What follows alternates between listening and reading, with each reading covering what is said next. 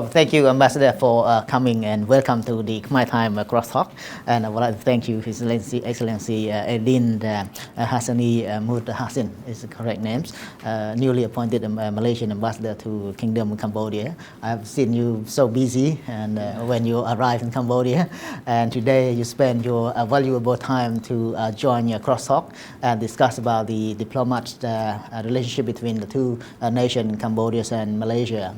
And without further delay, may I invite you to introduce yourself shortly and the start overview about the two kingdom relationship and international cooperation after the Dr. Mahathir Mohamad visiting Cambodia last year. Please. Thank you so much for inviting me. It's always a great pleasure to be among friends, especially with Mr. Mohan on Khmer Times. He's always been supportive of what the embassy is doing, especially in welcoming me as the new ambassador to Cambodia. Briefly, this is my first ambassadorship after serving 3 other countries for my entire career. I was in Japan before, that was my first posting. Then I was in Australia, Canberra, and my last before coming to Cambodia was in Mumbai, India. Not relatively new in diplomatic world, but very fresh in terms of trying to engage and establishing new bilateral cooperation with Cambodia. As far as the relations are concerned, after the visit by our Prime Minister Tun Dr. Mahathir Mohamad in September, the collaboration between Cambodia, the existing collaboration has always been great, and it's become greater and stronger ever since. We have seen a lot of new corporations coming from roughly about 400 Malaysian businessmen before the visits. Now we are seeing up to date another 20 to 30 other new companies. Oh, that's coming. good news. Yeah, that's very good news, Right. and a few more are exploring to come in. Right. And we try to engage as much as we can. The embassy and myself, we want to have an open concept where we are open for business. We do not want to isolate between the embassy and the people. I think the embassy should be the bigger picture. The embassy should be the focal point in terms of bridging between the businessmen and Cambodia government. I think this is the most important thing that I need to convey to the people. Number 2, I think other cooperation beside the one that they have here in terms of infrastructure, we are going on other areas such as, of course, agriculture, F&B, servicing. We are going for solar. The most exciting would be the automotive that we are trying to penetrate into Cambodia, and as well as LNG. So these are the new things that we think that in 2020 we would like to encourage and to establish more ground in the land of Kingdom of Cambodia. So actually, what is your major task that you really wanted to achieve under your role as the ambassador to the Kingdom of Cambodia? Well, my greatest ambition in being here as ambassador is to make sure that Malaysia scores to number 1 in terms of trade and investment. In 2006, since 1994 to 2006, we are always number 1 here in Cambodia. Then after that, because of the economic turn out to be, people are now looking at Cambodia. Many countries are coming into Cambodia, which we are very happy for Cambodia. And because of that massive new investment coming, especially from China and the Western country, now we come to number 4. Now it's China, South Korea, United Kingdom, and Malaysia. So my greatest ambition will be to be back at number 1. I hope that we can do it when I'm here. But I think we are moving towards that, as we see there's a lot of progress and a lot of new big investment coming into Cambodia. We're trying to get step by step, so we are targeting at number 3 and then gradually going to number 1. So what action need to be taken in order to reach the target? There's a lot. Thank you for that question. There's a lot of perspective that we need to do in terms of getting there. One of the obstacles that we are facing is the fact that the businessman comes to Cambodia alone. there is no further backing from the embassy. Normally, usually, if that happens, then it only goes halfway. And then when it goes halfway, because of the many documentation, many procedures, and many problems that is facing by the Malaysian businessmen, they are scared to come back, or they just stop halfway. What we are doing now is to facilitate that. I'm glad and I'm proud to say that since I'm here, April 2019 until now, we have managed to solve quite a number of cases, of Malaysian cases stranded in Cambodia, and we managed to get that through. And this is why we are now going very aggressive in terms of representing Malaysian businessmen in Cambodia. I took it personal to myself that any issues that comes to any Malaysians here, I will take it personally and go directly to the ministers concerned. That is what has been doing. That's why I've been meeting about 28 to 29 ministers. All right. And I remember that during the state visit of the Tun Dr. Mahathir Mohamad, a few documents have signed MOU, but one important thing that I'm remarkably interested is the avoid the tax, what we call the AT, right? Yeah. It's a double taxation agreement. Why is that important for the Malaysian business community here? Well, the double tax agreement, which I'm proud also to say that Cambodia is the last country that we signed to complete the circle. Is very important because that is one of the biggest obstacles that facing with Malaysian due to tax. Tax is very high. It's very high, and especially that will be the discouragement for any company to come because of the double taxation. Right. We are blessed because we can manage to ink this agreement right before and during the Prime Minister's visit. The discussion was done for 2 years, and it was pending for 2 years. And again, when we met the ministers, the deputy prime ministers, and we convey this concern and we convey that this need to be signed as it is important for both countries, and he agrees. That itself shows that the importance of us talking to each other and understanding the concern of each other. And because of that, the signing on the September 2019 has opened many doors to Malaysians to come to Cambodia, as well as Cambodia to come to Malaysia. This is the most remarkable thing that I think we did in 2019. Right. It's continue to progress on that, the implementation of that agreement, or it's been slowed down? We already start the implementation. Malaysians start coming in. As I told you, there's no more lower red tapes. Everybody is understanding each other. The business communication are being much greater. The embassies are playing bigger role now. We are talking with even the Cambodian counterpart, not only the Malaysian counterpart.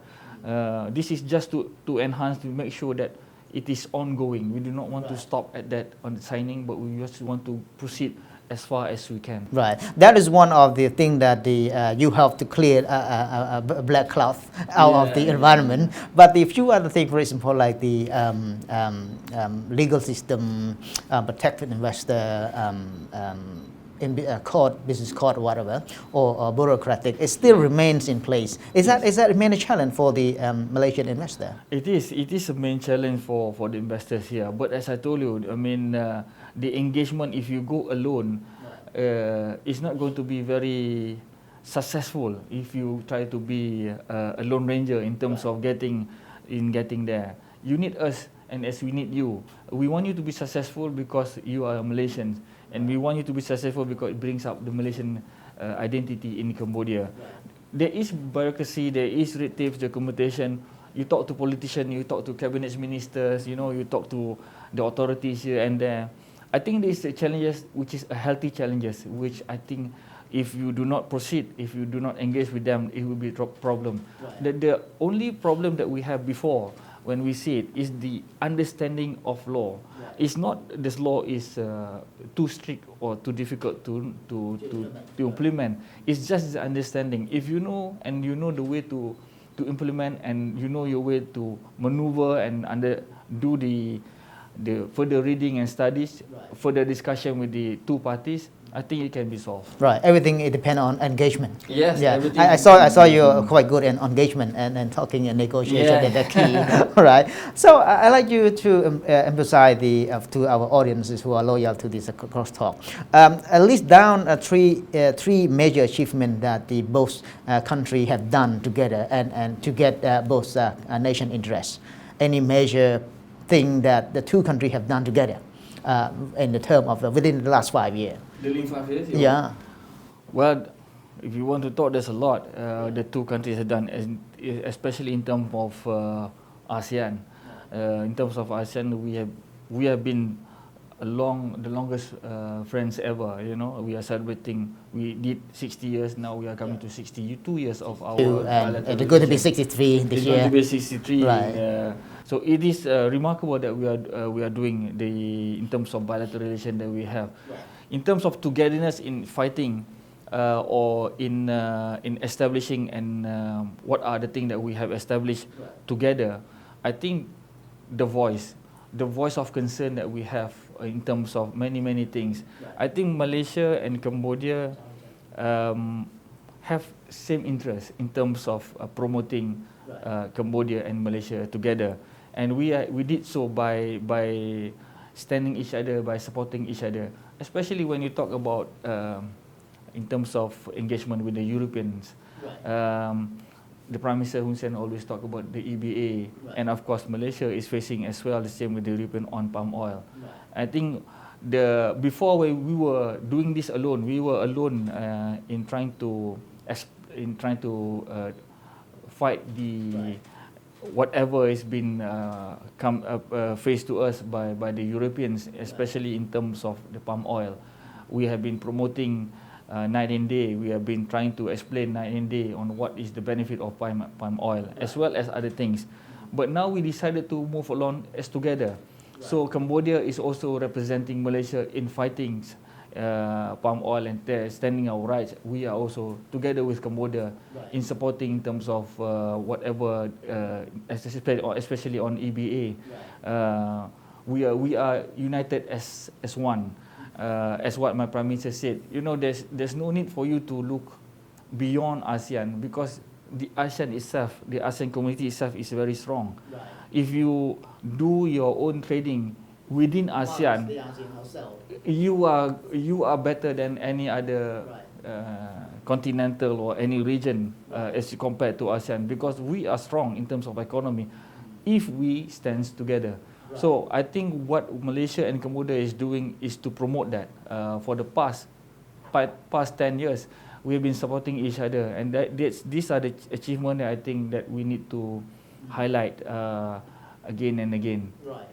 And so interestingly, Malaysia, one of the 5 ASEAN old founder of the ASEAN, and peace, the safety, security, stability, and prosperity is very important for the region. Yeah. Is that Malaysian take a real a major role to keep or maintain those kind of items? In terms of getting peace and prosperity, in terms of security surroundings, in terms of ASEAN, especially East Asia, of course Malaysia plays a greater role. We have been collaborating with a lot of many of our neighboring countries, of course with Thailand, with Indonesia, with Singapore, you know, to fight crimes, regional crime. As you know, now terrorism, extremism is always lingering around the Southeast Asia region, and we need to find the new strategy to fight them. And of course, peace and security has always been an agenda for ASEAN and also bilaterally. And of course, we would like to have more collaboration with the other neighboring countries, other brothers, which is Cambodia, Laos, Myanmar, and Vietnam.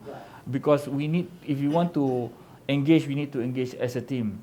And this has been numerously discussed in ASEAN meetings and bilateral meetings, that we need to have sustainable in terms of to continue peace and harmony in the region.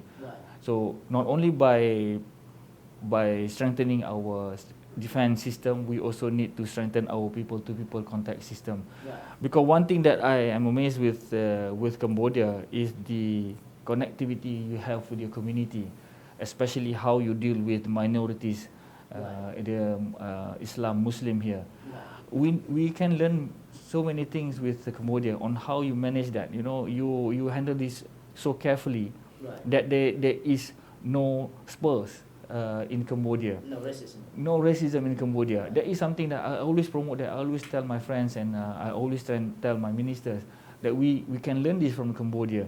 And with that, I think with that concept that we have, the acceptance, and there's no racism, then if you can apply it towards the whole Southeast Asia in ASEAN, I think that would be the first defense that can never be shaken. And because of that, then you can eliminate the possibility of radicalism coming in, the possibility of all these things that we consider as terrorists can be disputed. Yeah, I think you say exactly correct, because as long as the people respect to each other and people respect their rights, you know, I live in the Cham community for several years, and I don't mind, you know, and also a part of my home there is a group of the Chinese community there. So in one village we have the Muslim community, we have a Chinese community, and the Khmer community where I live, and they been work together, so they change, the kid can play together, no racism.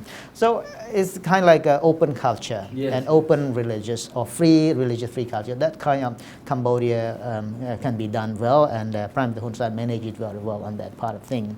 And I also concerned Cambodia is really like the peace. Cambodia really love the peace. It's a peace lover because we've been war for many years. But do you see, as ambassador, do you see any such potential threat coming from outside? For example, from any superpower who have a lot of missile or the big gun, you know, those kind of things. Anything that you can see might threat to our region? There's always a threat when you talk. When you are too nice, there's always a threat.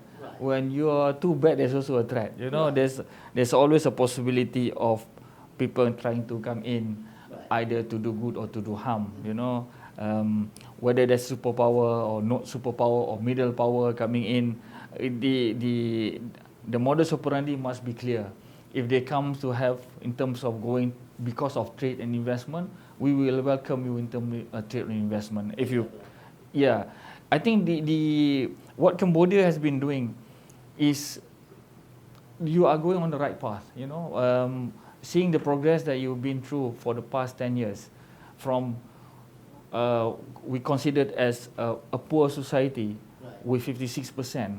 Within 5 to 6 years, you have vast ascending up to only 5%, and many of now are middle class and become rich. And because of that, the vast economy that recovers in Cambodia is the fastest in the region. And why? Is because the way that you accept people in, because of your graciousness, because of your respect to each other, and because you know, if you want to help, you must also help your people. And by welcoming investors into Cambodia, it is the best way for you to promote and to make sure that everybody feels happy. But as you said, not everything's handy and dandy.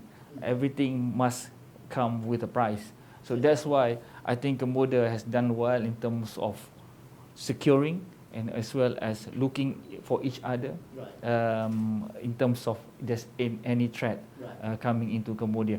Of course, I mean, we have to be frank that, of course, there's always about rumors about China and United States and the Europeans, and there's always been issues about this here and there. But then again, at the end of the day, it's all about the Cambodian people and how you survive.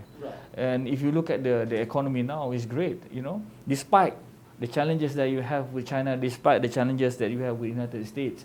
I think what you need to emphasize is that you must also consider your friends. The ASEAN are your friends. We have always been there for you.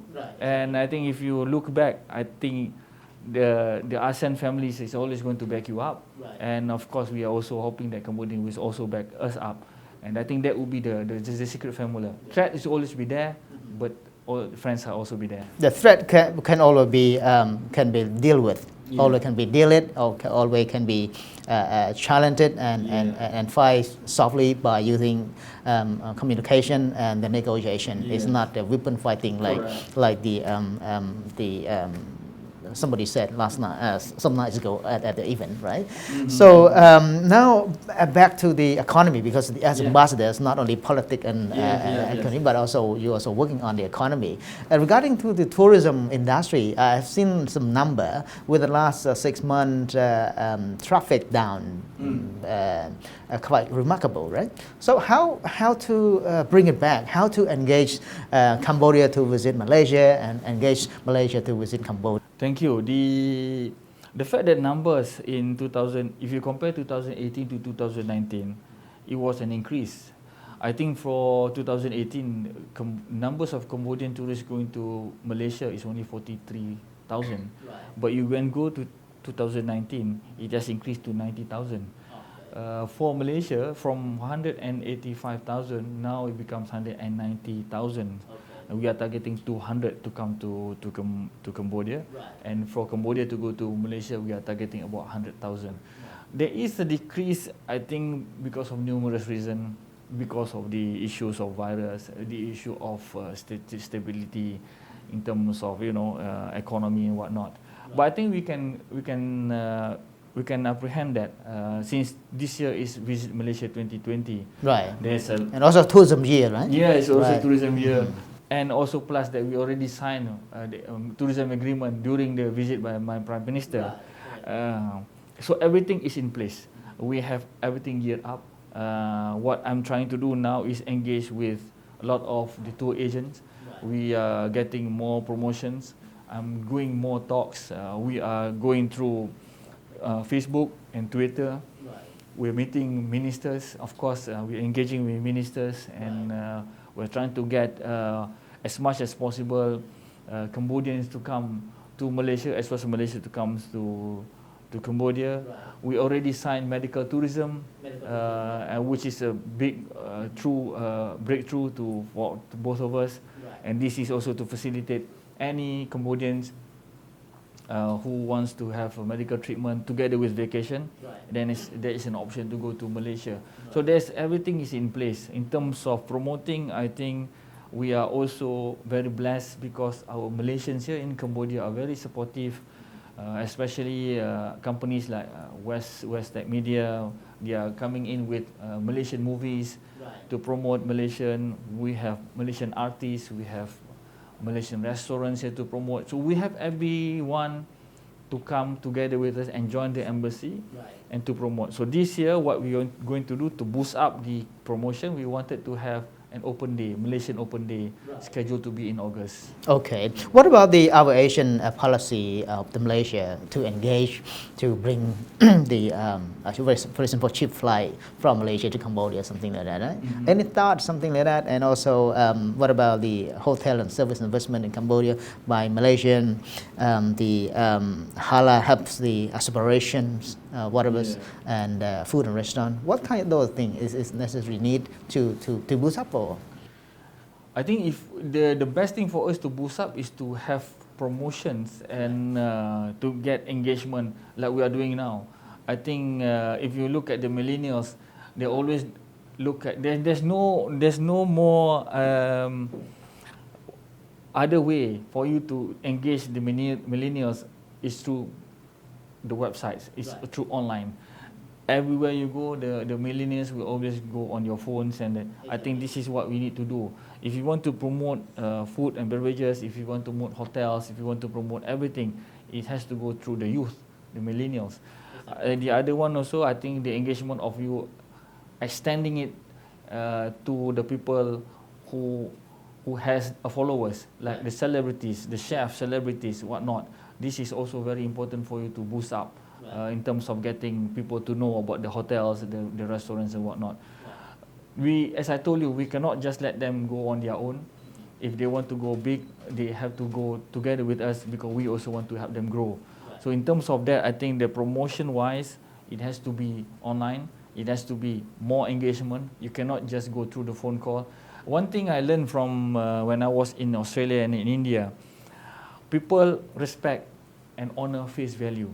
If you go through discussion and we want to have an agreement or whatever it is through email and to fax and to letter, it won't go.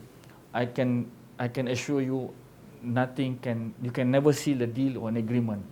But if you go on face value, that you go and meet him personally, despite the level that you are, whether you're an ambassador or director, manager, whoever you are, but if you have a face-to-face engagement, that the possibility of sealing the deal is 90% more.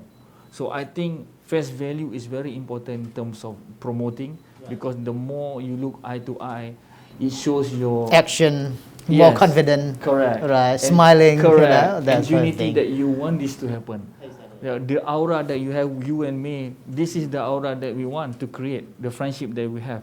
That's why our conversation becomes so harmony, and it's become a friendship, just like a chit-chat. Any specific plan between the two ministry, Tourism Ministry of Malaysia and Tourism Ministry of Cambodia, are working together to promote both sides? Yes, we are actually been doing this discussion back and forth on this. There are a lot of bilateral meetings here and there. We have been doing this for the longest time. I think the extra thing that we have done, so I think the minister have done so, is by engaging and appointing our Malaysians to become one of the advisor to the ministry. And this is something new for us, and we are very pleased that I think one of the advisor is our former Minister of Tourism, which contribute on ideas on what and how we should do it. And again, I told you, the engagement that we have with ministries, the official ministry to ministries ongoing is because of the signing. It was pending for 5 years. It has been signed finally, and we are proud of it. And because of that, now it's the implementation of what is in the agreement has been doing. So this is what we are doing. I think 2020 is the best time. Tourism year is the best time. I think tomorrow is going to be the agreement, the launching of the tourism event, which we are going to attend. I think these are the things that we are hike up. You know, we wanted to make this happen. We want this to happen for Cambodia. We want this to happen to Malaysia. All pending, most of the pending project now you bring it up and sign the deal. Almost all. Almost all. That's great. I will try to make all to sign. That's great. I think it's kind of like a positive thing about tourism 2020, I think. And now go back to a little bit on we talk about the trade between the two countries, right? Cambodia export rice, Cambodia export garment and textile, those kind of things. What do you see 2020 and beyond, the trade trend? I think 2020 we should go beyond that. As I told you, what we are trying to explore for 2020 is not the normal norms. I think we like to go for automotive with Cambodia. We are trying to, in fact, when the meeting with the two great prime ministers, they were talking greatly and largely about this in terms of maybe we can explore many things especially on automotive. We also need to explore other things like services, where we can also help Cambodia in terms of guiding them in terms of reforms and rules and regulations.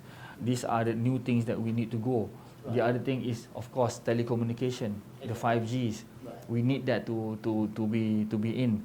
I'm so glad that the Cambodian is giving chance to Axiata to be big here in Cambodia. That is also another area that we should go to try to explore. The other one, of course, is LNG. Petronas was here in 2010. Petronas, yeah? Okay. And we want them to come in again. Yeah. Because how can we bring them back? We are bringing them back. We have been several meetings and discussion with Petronas. I've met the minister, and the minister is very happy that we are trying to bring them back again here in Cambodia. These are the things that I think we can explore in 2020 with Cambodia. Of course, we also should explore Cambodia in terms of tourism. I think Cambodia has a lot of potential, not only Siem Reap. Now, you know, there's a potential now even in Phnom Penh. You know, the reason why there's increase in terms of tourists, not only from the ASEAN region, now the Arabs have started coming in, because they look at the potential in Cambodia as a whole. As I told you, if you look at the minorities, now the Arab countries are looking at that as one of the best way Cambodians handles and create harmony in the country. That becomes an example. Because of that, now they are not only concentrating on Siem Reap, they are now concentrating on Phnom Penh, which area which they think that it is new. I think we should develop, Cambodia should have developed Phnom Penh more, and other areas like Batambang, and Sihanoukville is coming up very graciously. But they need to be boosted up. The last thing I forgot that I want to that we want to explore is ports. Exactly. I heard that you plan to visit the port as well, right? Yeah. We wanted to bring 3 major ports to Sihanoukville. Right. I'm still planning to go to, because I was here and there all around. Correctly. And this year, definitely I'm going to Sihanoukville with the port authorities. And we want to explore this. I think there's a great potential to have it in Sihanoukville. So we are bringing Klang ports and Johor ports. These are the big giants. It mean that they're going to sign the deal between the port of Sihanoukville and the port of Malaysia to be partners? This is my plan. I wanted them to sign in. I want the collaboration to be in this year because there is potential. They come in, they have done their research, they said there's potential. So the only thing is I have to go there and we have done discussion. When we have that discussion, if we can see the deal, hopefully by this year, then port will be the greatest achievement, one of the greatest achievement in 2020. Right. And also we've seen that the some success story, the business company in Cambodia, for example, like Naga World, Smart Asia, Kampu Banks, and the Leaders Energy or Muhiba, whatever. How are you going to tell the newly investor who might interested in Cambodia, what message that you're going to inform them, through the company? Well, yeah, that's a good question. The best is just for them to look at the achievement, by these giants. We have many big companies who are interested to come anyway. We are talking about companies that we are trying to engage, not as per company, but we're going for states, like state of Selangor. We are encouraging state of Selangor, which is the richest state in Malaysia, to come into Cambodia and look at the potential that we have here. We are also encouraging Sabah and Sarawak to come in to look at the potential here in Cambodia. As far as the big giants are concerned, Naga World, Naga is going to build Naga 3 with 4 billion USD. You have Axiata with 5Gs. You have 5 phenomenal banks, which is very strong here, and they are doing well. We even have Cambodian bank with Malaysian CEO. Right. These are the things. CIMB. CIMB. So these are the things that you don't have to really explain. Right. You just see the result. See the result. Right. There is there. In fact, what we are trying to do, what we have been trying to do, is now to make the engagement, because we have a lot of newcomers, new takers are coming in, because we have MBCC. MBCC is a great community, a great association that can help newcomers to come in.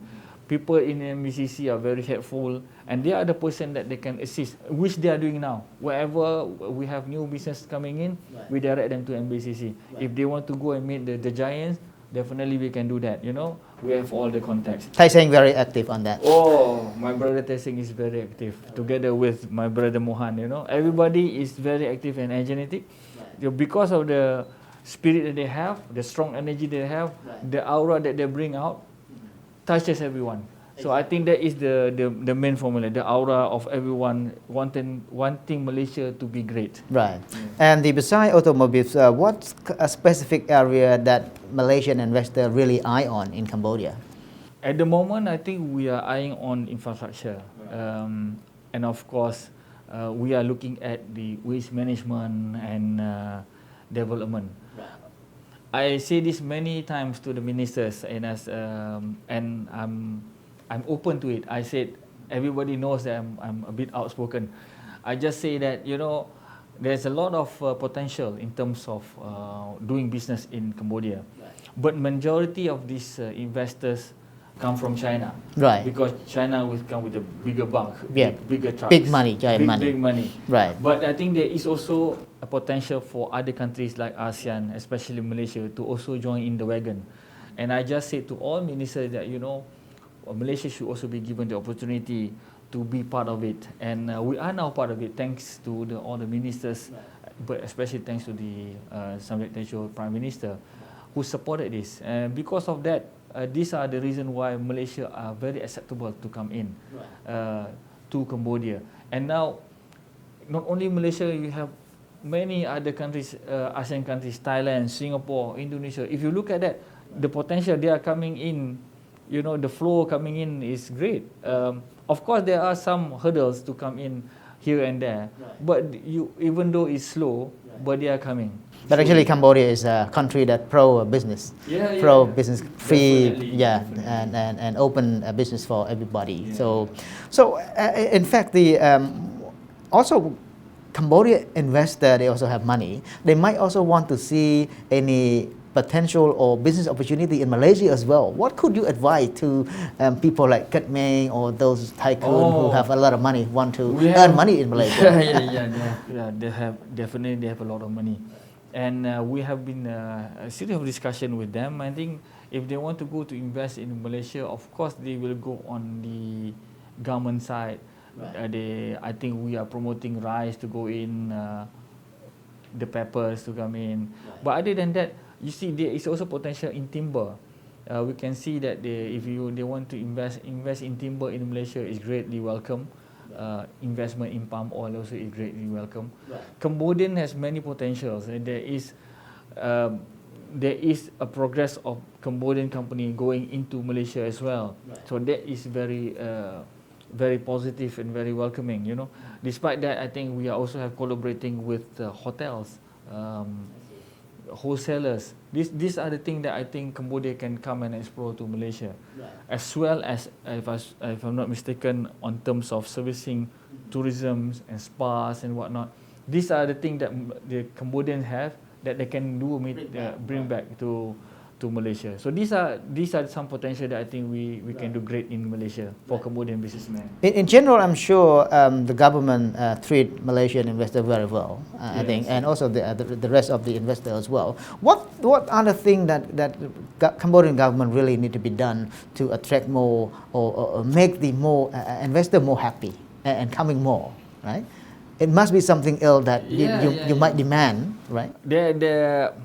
Of course, the procedures, if you can facilitate us on the procedures, that would be helpful.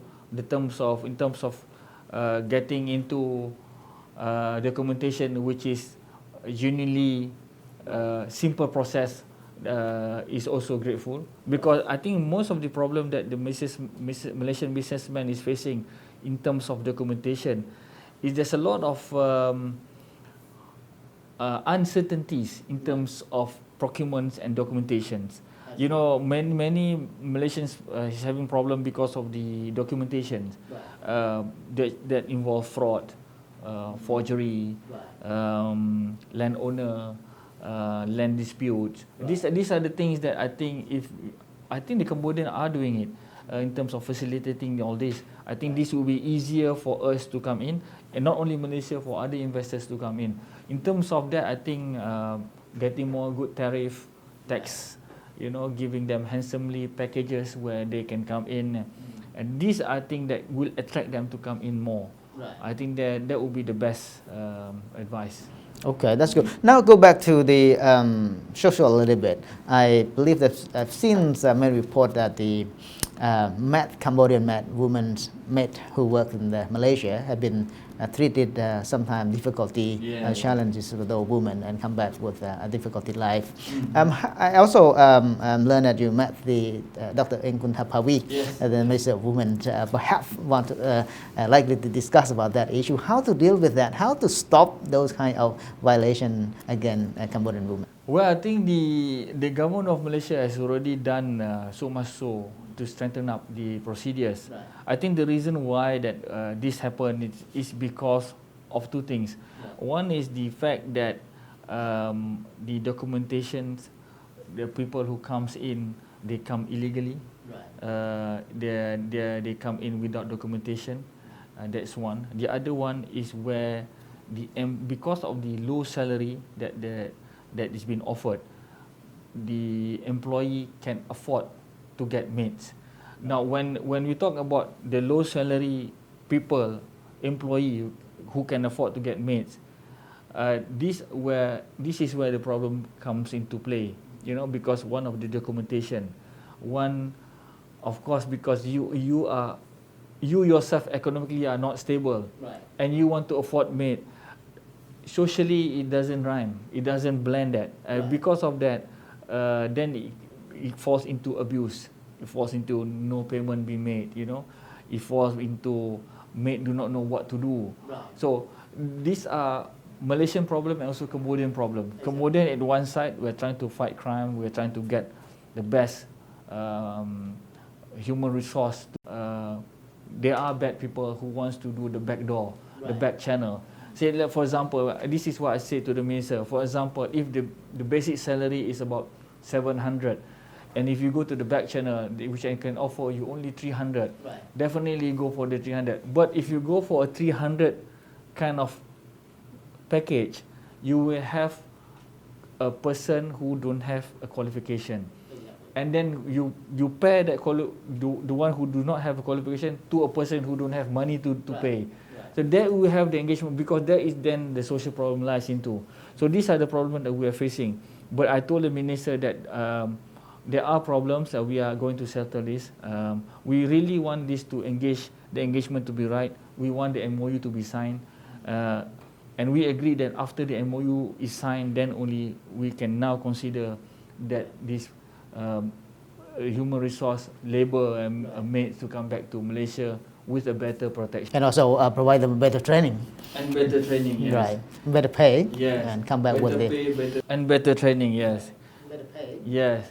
But must Benefits. Exactly. Yeah. Because we need each other, right? Correct. So one more excitingly issue that I think the ambassador also like to work on is about young people, it is Yeah, youth, yeah. which is key. Now people have been talking about the industry 4.0 and Yeah, AI, those kind of things. How as ambassador, how to engage and working with the young Cambodian and young Malaysian together to for a better education, for a better skill and better profession in their career in the future. I think if you want to, Career in the future.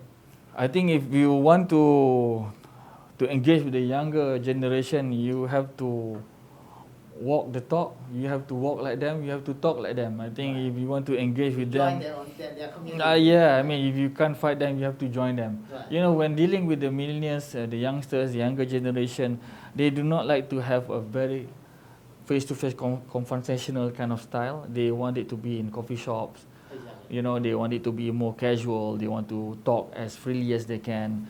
Nothing too serious, nothing too fun about it. You know, these are the things that we would like to have. The engagement with the youth, which I'm doing now, we started off with the school children. We are now engaging with the university students.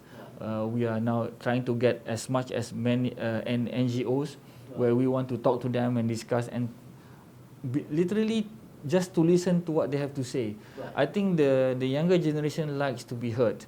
They do not like to be told. So if you understand the concept that you don't tell them anything, you just listen what they want and then try to adapt. Because the youth are our future. The younger generation will replace us. So if you do not go with them and you decide to fight them or isolate them, you have a problem. Right. But if you have a greater understanding with the youth generation, if you understand them and respect them, they will respect you back. Because they are a group with many ideas. Right. You know, the resolution, the movement come from the youth. Malaysia changed government because of the youth movement. Exactly. We want change because the youth wanted it. You know, the youth are stronger now. The engine of the nation. Yeah, they are the engine of the nation. They are our future leaders, you know. Exactly. So why not engage them now? And why not engage them at earlier stage? Why not engage them at schools? Why not engage them at universities? You know, there's no more barrier for us to talk to the school children. The school children are much more advanced than us. The school children are studying much more advanced when we were studying, you know. Right. And when they talk, Right. They talk with evidence. They talk with dissent. They Right. talk with nonsense. Right. They talk with evidence. yeah, they talk with evidence, and they have proof, and they have the internet. And now the way that they talk, they have more friends than us. When they have international friends, you have FaceTime, you have video call, you have VC, everything are there for you to facilitate. And we can use that. I mean, if you want to engage with the students, I can always engage them through teleconferencing. I can always engage them via video call. This is how we do it. I think we did that before. When we have a forum, when there is much interest into the forum where they want to engage with you. And I say we can have this with a group, and we can also have this live with other people, like we are doing now, you know, live, where people can listen to you and the lead. This is what the youth want. The youth want you to come to their end, not to pull them to our end, because pulling them to our end will be a disaster. Pulling us to their end will be prosperity, and it will be a lot of investment. Just one more question, Excellency. In reflection, you know, Dr. Mahathir Mohamad is very old. He's about 93, 94, and his concept was so old. But now he's leading the many young Malaysians. The same Cambodia, the Prime Minister leading many young population. How was that reflection? Is that the policy going to match? Is going to be really fit to all the young people want, or not really? And Prime Minister Tun Dr. Mahathir Mohamad he's young at heart. When you look at him, when we have engagement with the Prime Minister, he talks like the youngsters. When the people engage with him and ask him, what is your secret of this? What is your secret of that? You know, he just said that there's no secret in life. It's just you and how you want to define yourself. When you ask him, how do you engage with so many generations, you know, your generation, younger generation, the older generation, he just say it's the understanding of how you want to talk to them and the respect. You see, when we ask him, how do you keep on your fit, healthy life and also healthy brain, he just said, you must always live. If you start living, you die. And the only way for you to live is to read book and talk, you know, and exercise and talk to the youngsters. You know, there's one formula that he said, if you want to still be young and still young, talk to youngsters. And you feel young. You know? That is one of the formulas that I'm practicing it now. Okay, that's good. To feel young, you talk to youngsters. I will follow that method as well. By the way, thank you very much, His Excellency. Now his time is arrived, so the signal is already signed. So we would like to end the conversation. Well, thank you very much, and I learned a lot on many of the issues.